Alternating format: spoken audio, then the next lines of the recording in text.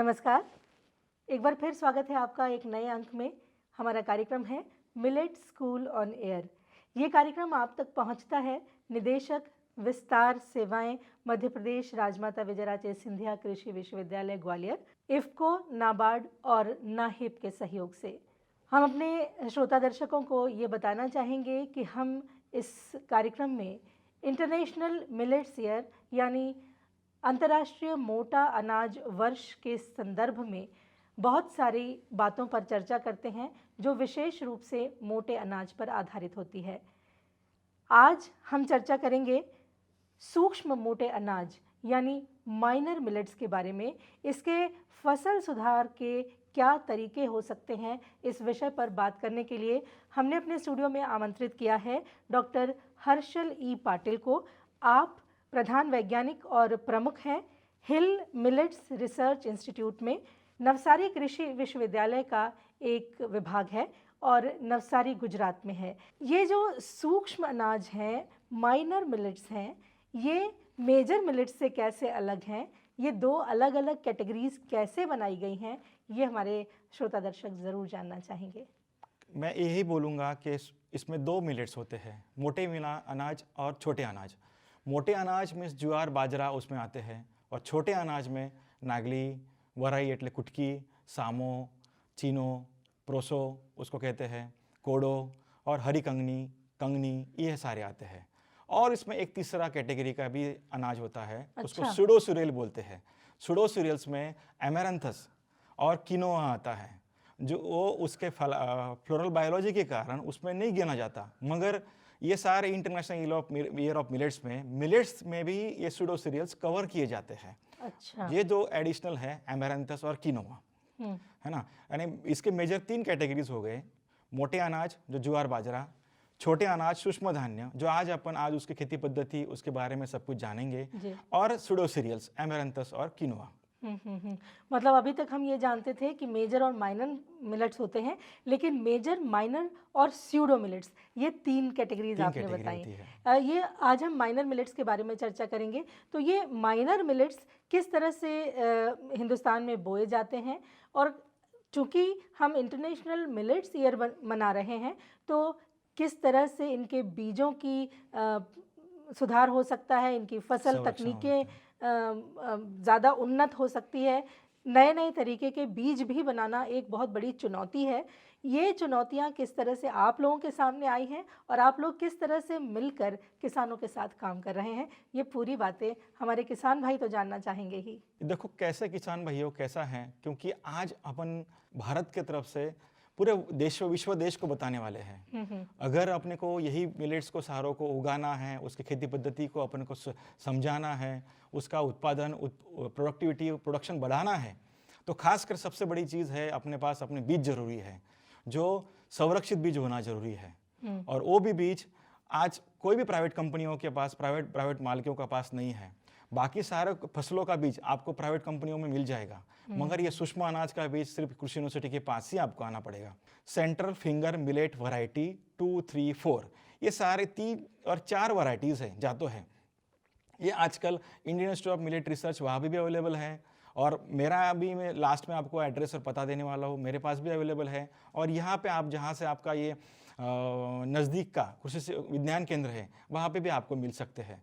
सीधी सी बात किसान भाइयों के लिए ये है कि जो भी आपके क्षेत्र में कृषि विज्ञान केंद्र पड़ता है वहाँ उन्नत किस्मों के बीज प्रदान किए गए हैं। आप सबसे पहले यदि मिलेट्स की खेती करना चाहते हैं, विशेष तौर पर माइनर मिलेट्स की, तो वो उन प्रजातियों के बीज वहाँ से जाके लीजिए।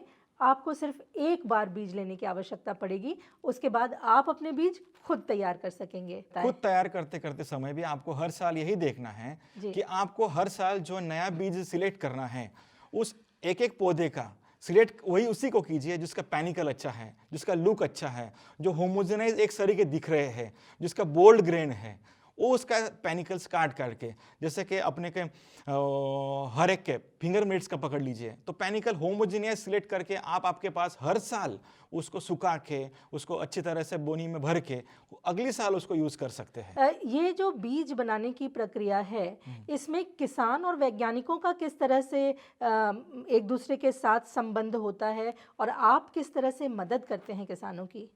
जैसे कि हमारे यहाँ पे जब संशोधन चलता है 5-5, 6-6 साल हम नियर अबाउट पकड़ो के फिंगर मिलेट, लिटिल मिलेट के और कुटकी के जैसे बोलते हैं उसको, कोडो के, पोसो के, चीनो के, इसके 2-2 हज़ार अलग अलग प्रजाति हम भारत से ही नहीं, भारत के विभिन्न जातों से कलेक्ट करते हैं। जैसे फिंगर मिलेट के पकड़ो के हमारे पास 1500 अलग अलग जातों है, कुटकी की 750 जातों है। अच्छा। उसमें उसको हम ऑल ओवर दी इंडिया अलग अलग 22 राज्यों में उगाते हैं। 22 राज्यों में उसको उगाने के लिए हम खरीफ, रब्बी, समर तीनों सीजन में लगाते हैं। तीनों सीजन में लगाने के बाद हम उसमें से समझो कि 1500 में से हमने 500 जात फाइनल की, 500 में से हम 100 पे आए, 100 में से हम 50 पे आ गए। 4 साल के बाद हम इस तकनीक पे आते हैं कि हमारे पास बीज अच्छी जातों रहती है, जिसके ऊपर रोग भी नहीं आता, जीवात कीड़ का नियंत्रण भी अच्छे से हो जाता है, उसका टेस्ट भी अच्छा होता है, उसका हलिंग भी अच्छे से हो जाता है और उसको मार्केट का वैल्यू भी अच्छा मिलता है। ये चीज़ हम लेके फिर फार्मर्स के पास जाते हैं, 4 साल के पास फार्मर्स उसको उगाते हैं, लगाते हैं, उसको हम कोडिंग करके देते हैं। नियर अबाउट समझो कि 5 के 6 जातों हमने दे दी उसके, फिर फार्मर्स सिलेक्शन के थ्रू हम लोग उसको चूज करते हैं कि उसमें से कौन सी जात का कौन से इलाके में कौन से पाक के लिए उत्पादन सबसे ज़्यादा है, उसी को हम रिलीज मोड में फार्मर्स के पॉइंट ऑफ व्यू बीजोत्पादन के बाद लेके जाते हैं। यानी 5-5, 6-6 साल जो आप एक किस्म पर मेहनत करते हैं, उस पर किसान को मेहनत करने की कोई आवश्यकता नहीं है। जो वैज्ञानिकों ने शोध किया है उसका पूरा फायदा उठाइए और कृषि विज्ञान केंद्रों पर जाकर उन्नत किस्मों के बीजों को लाइए और एक अच्छा उत्पादन अपने खेत से इनका लिया जा सकता है। फसल सुधार के कौन-कौन से और तरीके हैं जो आप किसान भाइयों को बताना चाहेंगे? किसान भाइयों, फसल सुधार के तो मुख्य तरीके में आपको 10 या 12 मुद्दे हैं, वो मैं आपको हाईलाइट करूंगा। जी। सबसे पहला मुद्दा तो है आपको इसका सीजन कौन सा है। जैसे कि पकड़ो कि खरीफ सीजन में आपको जून, जुलाई, अगस्त तक उसकी बुवाई आप कर सकते हो। अगर आपको रबी में जाना है तो फिर उसको सितंबर, अक्टूबर में आप जा सकते हो। अक्टूबर 30 अक्टूबर तक मैक्सिमम है। जैसे कि ठंडी बढ़ती है तो इसकी बुवाई ना कीजिए तो अच्छा है, क्योंकि ठंडी में उसका जर्मिनेशन बहुत कम होता है। और बाद में आप पकड़ को फिर से तो समर सीजन के लिए, तो उसके लिए आप 15 जनवरी के बाद, जैसे कि संक्रांत के बाद ठंडी कम हो जाती है, 15 जनवरी से लेकर 28 फरवरी तक भी आप उसको लगा सकते हो। यानी तीनों सीजन के लिए ये पाक सबसे बढ़िया है। मगर एक चीज़ सबसे बड़ी इंपॉर्टेंट समझने के लिए है, जो लिटिल मिलेट जिसको हम कुटकी बोलते हैं, उसको सिर्फ समर और रवि के लिए लगाओ। उसके लिए summer season photo insensitive crop होने के कारण उसमें फ्लावरिंग और सीड सेटिंग नहीं होता और सिर्फ वेजिटेटिव ग्रोथ और सिर्फ फॉडर ही आता है। ये सबसे बड़ी एक लिटिल मिलेट के साथ एक प्रॉब्लम है। बाकी सारों के सारे 6 क्रॉप्स जिसमें फिंगर मिलेट, कोडो, प्रोसो, चीनो, सामो और कांग, हरी कंगनी, ये सारे के सारे 6 के 6 क्रॉप में से 5 क्रॉप आप तीनों सीजन में लगा सकते हो। लगाने के लिए देखो खेडूत भाइयों, उसको 1 या 2 सेंटीमीटर के बीच पे ही हम लगाने हैं। जितना दाना छोटा उतना उसको सुपरफिशियली आपको लगाना पड़ेगा। उसको अपन ढकने के लिए मिट्टी का इस्तेमाल करो तो ठीक है, ना तो वर्मी कंपोस्ट यानी जो अच्छा सा खाद होता है उसको ऊपर से ढक दो तो अच्छा रहेगा, क्योंकि इसका प्रीम्यूल और रेडिकल, उसका जो मूल और नीचे का प्रेम्यूल रहता है वो सब बहुत छोटा रहता है। उसके ऊपर अगर बड़ा सा कंकर पड़ गया, बड़ा सा माटी का ढकला पड़ गया तो वो मर जाता है। इसीलिए उसको जितना सुपरफिशियल लगा उतना अच्छा है। सेकंड चीज़, उसको उस ज़मीन में जिसमें आप लगा रहे हो उस ज़मीन को आपको डीप कल्टीवेशन के बाद रोटावेटर लगाना बहुत ज़रूरी है। यानी आपकी ज़मीन भुसभुसित होनी चाहिए, पूरी रेता टाइप होनी चाहिए, ताकि आप जैसे भी आप उसको लगाओगे ताकि वो पानी देते ही वो उगाना चाहिए। तो समझो 30 बाय 10 सेंटीमीटर पे जिसके पास खाद और पानी अवेलेबल है वो लगा सकता है। अगर समझो अपने पास अच्छा सा पानी है, इरिगेशन की सुविधा बोलते हैं उसको, अगर है तो उसको कंटिन्यूसली समर के लिए हर 10 दिन के बाद आपको देना है। खरीफ की बात करेंगे तो खरीफ को अपन को बरसात के सीजन में बरसात के ऊपर अपने को डिपेंड रहना पड़ेगा। बरसात का सीजन नहीं है, मैक्सिमम समझो कि 15 से 20 दिन तक बारिश नहीं है, तो सप्लीमेंट्री इरिगेशन आपको देना ही पड़ेगा। एक चीज़ इस क्रॉप के साथ है, हम समझ सकते हैं कि इस क्रॉप को रिकैल्सिट्रेंट क्रॉप बोलते हैं, यानी ये ड्राउट यानी अच्छा सा पानी नहीं हो तो भी आता है, मगर पानी ना होने के कारण इसका उत्पादन घटता है, कम हो जाता है। नियर अबाउट अब समझो कि पानी ज़्यादा अच्छे से 10-10 दिन के बाद देने से, खाद का अच्छे सा वापर करने के बाद इसका उत्पादन 3000 से लेकर 4000 तक आता है कर्नाटक में। वही उत्पादन अपने मध्य प्रदेश, गुजरात, महाराष्ट्र और राजस्थान में 700, 800, 900 केजी पर हेक्टर हो जाता है, यानी 1/4 हो जाता है।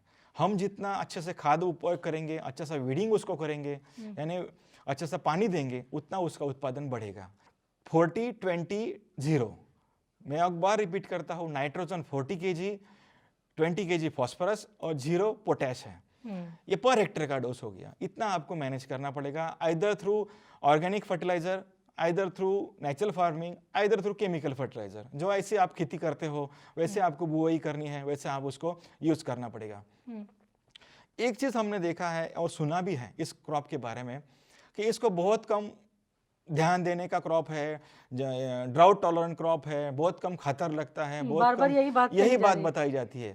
मगर ये चीज बहुत जरूरी है खेडूत भाइयों को बताने के लिए, जितना आप आपके क्रॉप की तरफ इंटेंसिवली ध्यान दोगे, जितना आप अच्छे बियारण सिलेक्ट करोगे, जितना पानी अच्छे से दोगे, जितना खातर आप लोगे, उतना उसका उत्पादन आएगा। ऐसा नहीं है इस क्रॉप का उत्पादन आएगा ही नहीं, उत्पादन जरूर आता है मगर बहुत कम, ड्रास्टिकली कम हो जाता है। यानी 700-800 किलो पर हेक्टर आपको मुनाफा नहीं देगा, आपको फायदा कारक नहीं होगा। फिर आप सोचोगे कि इस क्रॉप का लेने के मेरे फायदे ही नहीं है, जिससे मुझे कुछ मिलता ही नहीं है, तो फिर मैं लगाऊं क्यों? आप जितना उसको ध्यान दोगे, ये ध्यान देने की जरूरत भी इतनी भी नहीं है। 40-20 फर्टिलाइजर आपका कुछ नहीं ज्यादा कॉस्ट खाता है। As economical point of view अपन स्टडी करेंगे, बहुत कम है, बहुत कम फर्टिलाइजर डोज है राइस के, व्हीट के और अदर मिलेट्स के हिसाब से। पानी का भी देखेंगे तो आपको 12-15 दिन के बाद एक पानी देना है, रवि में तो 15-20 दिन के बाद पानी देना है, एक पानी जो दोगे, यानी 6 के 7 पानी हो गए। समर में सिर्फ ज्यादा आपको पानी देना पड़ेगा, समर में हीट ज्यादा बढ़ती है तो 10-10 सूख जाएगा तो 10-10 दिन के बाद पानी देना पड़ेगा। ये सबसे बड़ी इंपॉर्टेंट चीज है, ये आपको ध्यान देनी पड़ेगी। मतलब डॉक्टर साहब के कहने का ये मतलब है कि अभी तक ये जो अनाज थे वो उपेक्षित थे, इसी वजह से इनका उत्पादन कम हो रहा था। यदि आप मोहब्बत देंगे, प्यार देंगे और देखभाल करेंगे तो ये आपको गेहूं और चावल से ज़्यादा मुनाफा भी देगी और ज़्यादा फसल भी देगी। तो यदि आप ध्यान रखें सिंचाई का, यदि आप ध्यान रखें उर्वरक का और कीटनाशकों का, तो निश्चित तौर पर ये मुनाफे वाली फसलें हैं, क्योंकि बाज़ार मूल्य भी इनका सामान्य तौर पर यदि हम देखें आज की मार्केट वैल्यू के हिसाब से तो गेहूं और चावल से ज़्यादा है, बहुत ज़्यादा है। MSP वैल्यू जो मिनिमम सपोर्ट प्राइस है उसकी, जो न्यूनतम कीमत है, जो नागली की 44 रुपीज़ है। जी जी जी। ज्वार बाजरा की पिछले 5 साल में नियर अबाउट 2.5 गुना ज़्यादा बढ़ गई है, आपने देखा होगा MSP इसकी। तो इसके हिसाब से उसको फर्टिलाइज़र बहुत ज़्यादा लगता है, गेहूं और राइस को पानी ज़्यादा लगता है, इसके हिसाब से उसको उसके सॉइल्स के लिए पडलिंग करना पड़ता है। डॉक्टर साहब ने इतनी अच्छी बातें बताई हैं किसान भाइयों कि अभी तक आप इसे एक आपकी जो परती ज़मीन होती थी उस पर लगा देते थे, चारे के काम आता था या थोड़ा बहुत अपने घर के खाने के लिए इस्तेमाल हो जाती थी ये फसलें। लेकिन यदि आप इसे मुख्य फसल के तौर पर लगाते हैं तो ये निश्चित तौर पर आपको मुनाफा देगी, बाज़ार मूल्य ज़्यादा देगी। ये जो फसलें लगाने के तमाम तरीके आपने बताए हैं जिससे ज़्यादा उत्पादन लिया जा सकता है, क्या इन फसलों में किसी तरह की कीट रोग व्याधियां भी होती हैं, और यदि होती हैं तो किस तरह से उनका उपचार किया जाए? हाँ, इसमें तो कीट रोग आते हैं, इसको ऐसे कहा जाता है कि बहुत कम आते हैं, ये बात सही है। जैसे ज्वार में, बाजरा में, बाकी सूक्ष्म अनाज से बहुत ज़्यादा कीट रोग आते हैं, मगर सूक्ष्म अनाज की बात करेंगे जैसे कि नागली, वरी, कोड़ो, कुटकी, कोदरा और सामो, चीनो, हरी कंगनी, कांग, इसमें बहुत कम आते हैं। जो मुख्य तरह के 2 रोग हैं, जो ब्लास्ट उसको बोलते हैं, करमोडी उसका नाम है, जो पान के ऊपर टपके आते हैं ब्राउन कलर के, और कुछ फिंगर्स के ऊपर भी टपके आते हैं, और इसके स्टेम के ऊपर भी आते हैं। ये बहुत ही कम रोग नुकसानकारक है अगर ये फिंगर्स के ऊपर आ गया तो ही फिर दाने भरने के लिए तकलीफ देता है। मगर ये जो रोग हो गया करमोडी नाम का ब्लास्ट जो कहते हैं, वो सीड ट्रांसमिशन है। अगर आप अच्छी फसलें, अच्छी जातों का चयन करेंगे, यूज करेंगे, जो रेजिस्टेंस वैरायटीज है, जो आजकल मैंने जो किसी कहे सिंगर फिंगर मिलेट वैरायटी 2 जिसका नाम रखा गया है गीरा, singer finger millet variety, centre finger millet variety 3 एक विजय जिसका नाम है, वो इस दोनों रोगों से लेके रेजिस्टेंट वैरायटीज है। उसका एम्पल ऑफ सीड मेरे पास भी अवेलेबल है और यहाँ के केवीके के पास भी है, वो आप मंगा सकते हो। और सेकंड रोग जो उसका हो गया फुट रॉट, यानी उसके स्टेम के ऊपर रॉटिंग हो जाता है, सफेद सफेद कलर का फंगस आ जाता है। उसका कारण है क्लोरोशियम फंगस। इस क्लोरोशियम फंगस खेत मित्रों कब आता है? जब कभी भी इस पाक के ऊपर से बहुत ज़्यादा बारिश गिरा और ये पानी नीचे उसके नीचे भर गया हो, पानी का पूरा उसके अंदर में आ गया हो, तो स्क्लेरोशियम लॉट बढ़ जाता है। पानी जल भराव नहीं होना चाहिए। भराव नहीं होना चाहिए। हम ऐसा कहते हैं कि इस क्रॉप के लिए पानी भरा हुआ तो ही चलेगा ना, ऐसा नहीं है।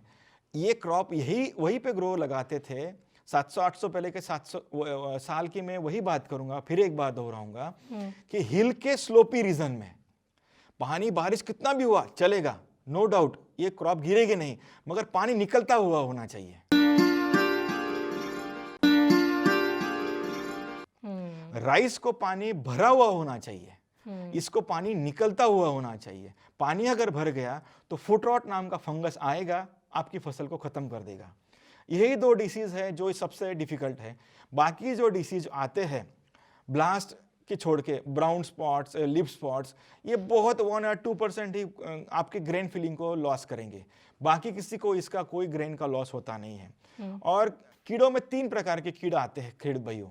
जो पहला होता है शूट फ्लाई, जो स्टार्टिंग में सोइंग के टाइम पे लगाने के बाद ही इमीडिएटली 15 से 20 दिन के बाद तक आपके जो अंकुर निकलता है उसको प्लांट्स को कट कर देता है और प्लांट्स नीचे गिर जाते हैं। वही सेकंड स्टेज में कन्वर्ट हो जाता है स्टेम बोरर में, और बाद में लास्ट स्टेज में आता है स्पोडोप्टेरा, यानी leaf eating caterpillar, finger eating caterpillar और ग्रेन ईटिंग कैटरपिलर उसको बोलते हैं, जो आपके दाने को भी खा जाता है। मगर ये तीनों के तीनों पेस्ट के लिए सबसे बढ़िया जो मैकेनिज्म है, आपको सीड्स को कैप्टन, थायरम, कार्बेंडेंजिम का 3 ग्राम पर केजी का डोज का आपको ग्रेन्स को आपको ट्रीटमेंट देनी है, बाद में ही उसको बीओई करनी है। नहीं तो फिर सेकंड एक है, आप अगर ऑर्गेनिक और प्राकृतिक खेती कर रहे हो तो नीम की पाउडर आती है, नीम की पाउडर आपको 8 से 10 ग्राम 1 केजी बीज के पीछे आप उसको ट्रीटमेंट दे दो, उसके बाद में उसको लगाओ। पहले बीज को उपचारित कर लो। और फुट रॉट के लिए ट्राइकोडर्मा वेडी करके एक बायो फर्टिलाइजर मिलता है, वो 8 से 10 ग्राम पर केजी आप उसको ट्रीटमेंट दे दो।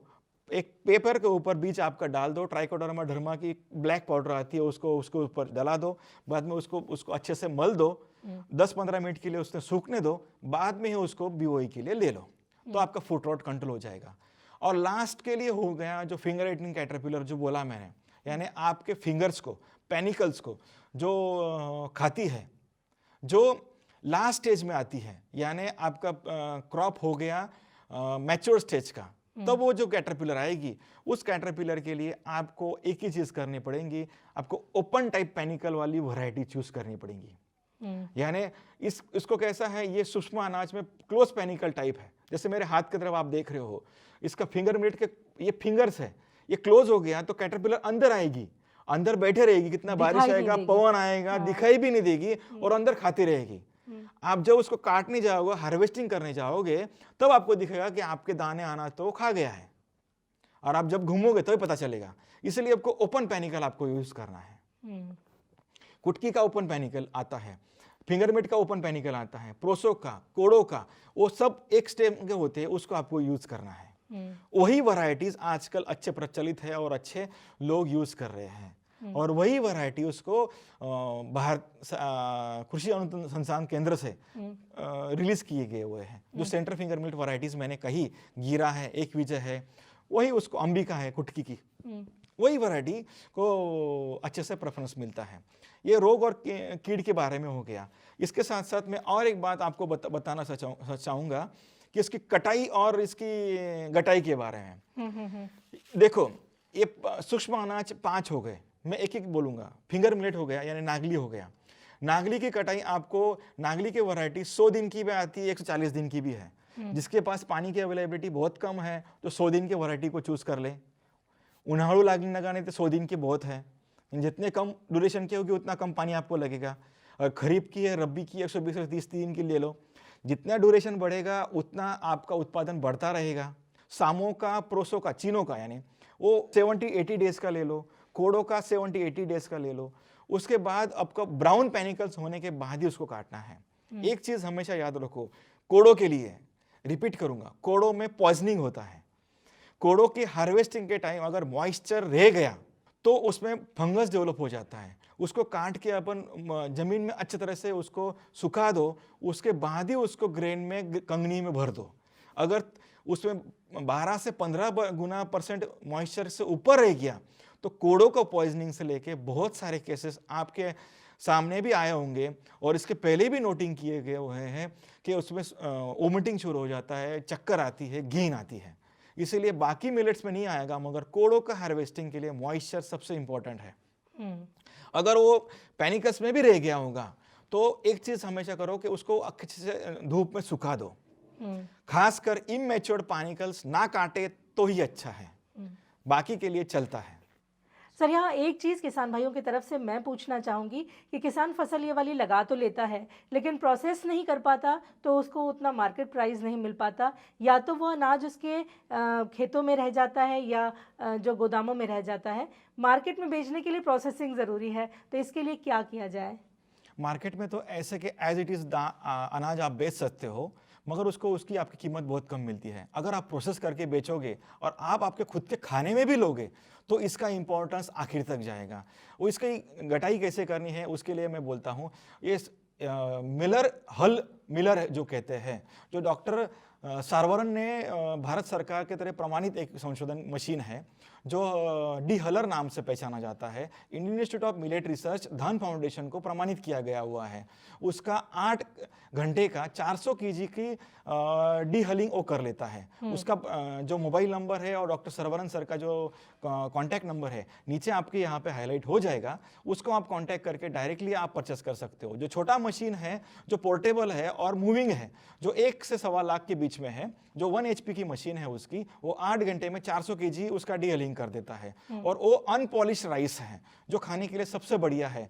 पहले हम ये सारे मिलेट्स घर पे खुंडाई के अंदर खूंदाल के उसको यूज करते थे, कोटली में कोट के खाते थे, मगर अभी ऐसा कोई बहनों के लिए ऐसा है भी नहीं और कोई करता भी नहीं है। इसलिए ये हलर सबसे बढ़िया है।